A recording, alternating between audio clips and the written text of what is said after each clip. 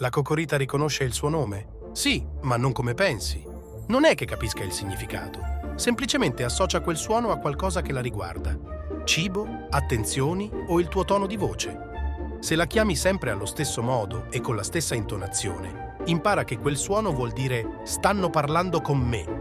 Alcune, addirittura, riescono a ripeterlo imitando la voce del proprietario. Ma se cambi nome ogni settimana, per lei sarà solo un concerto di suoni inutili.